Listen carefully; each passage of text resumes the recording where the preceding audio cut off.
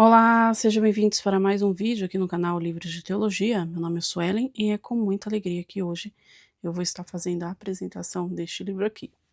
Mas antes, se você ainda não é inscrito no canal, já te peço, se inscreva, ativa as notificações para vocês não perderem nenhum vídeo que eu vou estar postando aí durante a semana. Então, bora para as especificações do livro. E o nome do livro é Comentário Exegético Hebreus. O autor é o F.F. Bruce.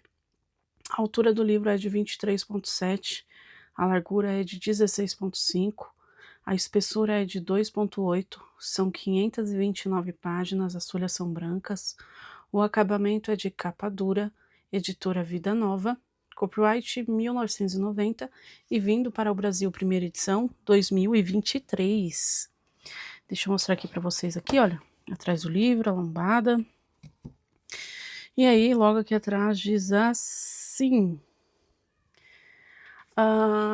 comentário exegético Hebreus. Entender a epístola aos Hebreus requer um conhecimento profundo de seus fundamentos veterotestamentários e da exegese bíblica do primeiro século.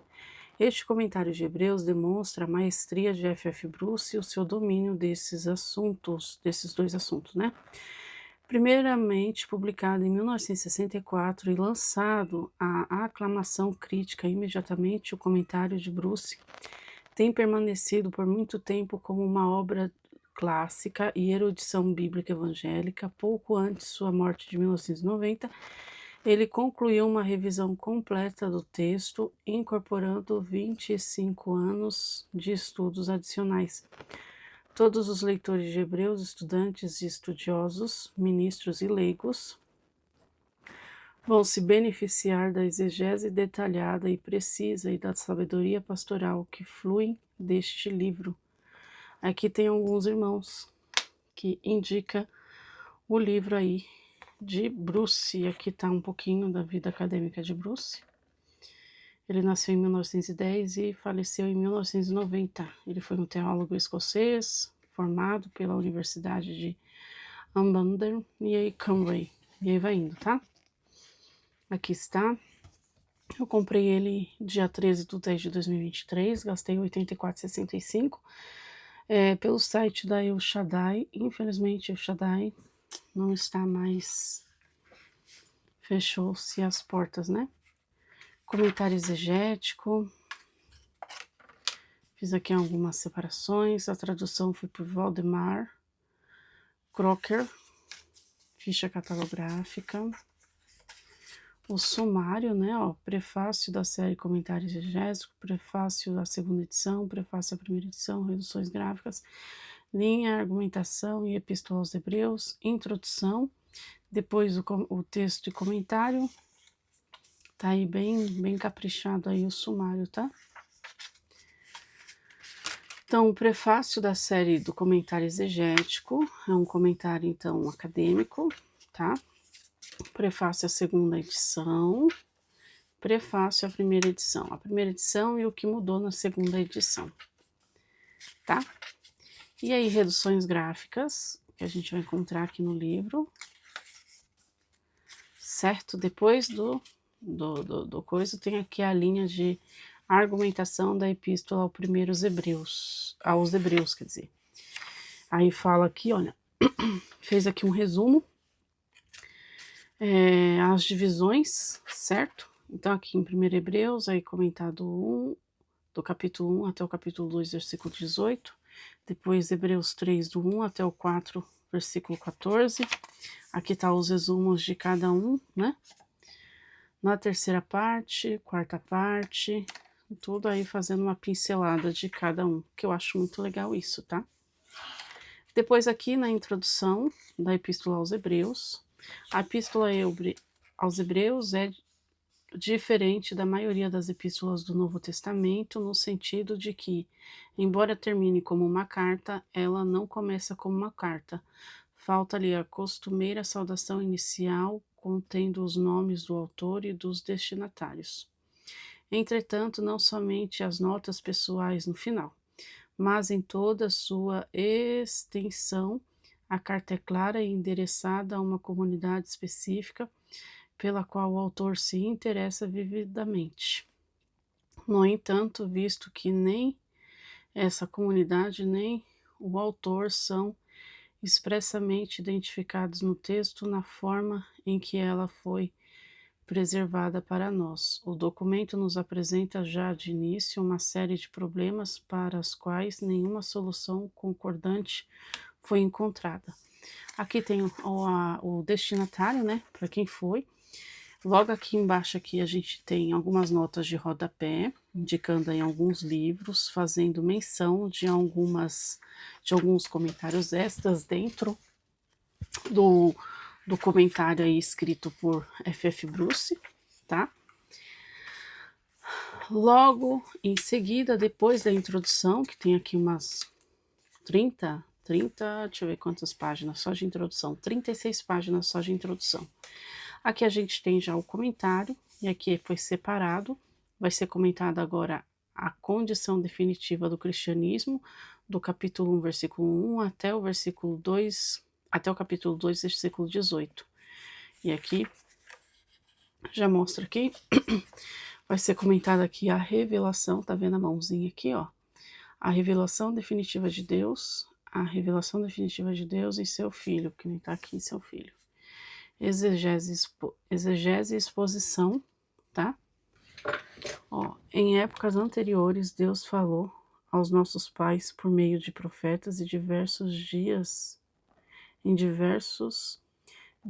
de muitos modos, mas nestes últimos dias nos falou por meio daquele que é o Filho, aquele a quem designou herdeiro de todas as coisas, aquele, além disso, por meio de quem fez o universo. Esse Filho, o esplendor da glória de Deus e a exata imagem de seu ser, que sustenta todas as coisas por sua palavra capacitadora, efetuou a purificação de nossos pecados e então se assentou à direita da majestade nas alturas. Ele se tornou tão superior aos anjos quanto o nome que herdou é superior aos dele. E aí, aqui então está o texto bíblico e aqui está a explicação, tá bom? Aqui tem algumas notas de rodapé, certo? E aí, explicando este texto, que no caso aqui vai ser uma explicação do versículo 1 até o versículo 2a, certo? E aí fala aqui, ó. Deus falou, essa afirmação inicial é fundamental para todo o argumento da epístola, como de fato também é fundamental para a fé cristã. Se Deus tivesse permanecido em silêncio, envolto em densa escuridão, a aflição da humanidade teria ficado realmente desesperadora. Mas agora ela falou a sua palavra reveladora, redentora e doadora de vida, e na luz dele nós vemos a luz. Nosso autor não está pensando naquela revelação geral de si mesmo que Deus concedeu na criação, na providência e na consciência, né? Eis que isso são apenas as bordas de seus caminhos, dele temos ouvido apenas um leve sussurro. E aí, continuação, mas naquela revelação especial que ele concedeu em 2 estágios, em primeiro lugar aos pais por meio dos profetas e depois, finalmente, em seu Filho. Esses 2 estágios de revelação divina correspondem ao Antigo Testamento e ao Novo Testamento, respectivamente. A revelação divina é vista, portanto, como progressiva, mas a progressão não é do menos verdadeiro para o mais verdadeiro, e do menos digno para o mais digno, ou do menos maduro para o mais maduro. Com isso sucederia se é o mesmo e o único Deus que está sendo revelado do mesmo ao fim, do começo ao fim. As concepções humanas de Deus podem mudar, mas a evolução da ideia de Deus é uma das coisas bem diferentes da progressão de revelação divina. A progressão é da promessa para o cumprimento, como fica abundantemente claro ao longo dessa epístola. Os homens e mulheres de fé nos dias do Antigo Testamento não experimentaram, no seu tempo de vida, a promessa divina no qual haviam confiado. Porque nós, porque nos ter em mente, Deus havia feito um plano melhor, de que somente na nossa companhia eles deveriam atingir a perfeição. O estágio anterior de revelação foi concedido em diversidade de maneiras. Deus falou por meio de suas obras poderosas de misericórdia e de juízo e tornou conhecido por meio de seus servos, os profetas, o significado e propósito dessas obras.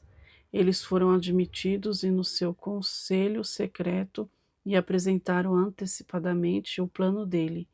Ele falou na tempestade e no trovão a Moisés, e em sua voz suave e calma a Elias, para aqueles que não prestassem atenção ao ribeiro que fluía suavemente e cantor foram, suavemente de Siloé. Ele falou por meio de torrentes do Eufrates, sacerdote, profeta sábio e cantor foram as suas mais diversas maneiras, os porta-vozes dele, mas todos os sucessivos atos variados, modos de revelação nas épocas antes da vinda de Cristo, não chegaram nem somente à medida da plenitude do que Deus tinha a dizer. E aí vai indo, tá? Olha, aqui tem a parte B e o versículo 3 juntamente. Você vê que a linguagem não é uma linguagem difícil, tá? Mas é bem aprofundado mesmo, é um comentário exegético que vale a pena você aí ter em sua biblioteca, fazer seus estudos bíblicos. Dentro do livro em si também a gente vai encontrar lâminas também, tá? Aqui, gente, tem muita coisa mesmo, vale muito a pena você adquirir essa coleção, tá bom? Tem mais de 10 livros dessa coleção, que vale muito a pena, eu tenho todos, e é bom. Em breve vai ter todos aqui também no canal, mostrando aí pra vocês, certo? Indo mais adiante, gente, já deu para vocês terem mais ou menos uma ideia de como que é o livro. A gente encontra aqui a bibliografia, depois da bibliografia, índice de autores, e depois de índice de autores, o índice de escrituras e outros textos antigos. E aí acaba mais uma apresentação do livro e do vídeo.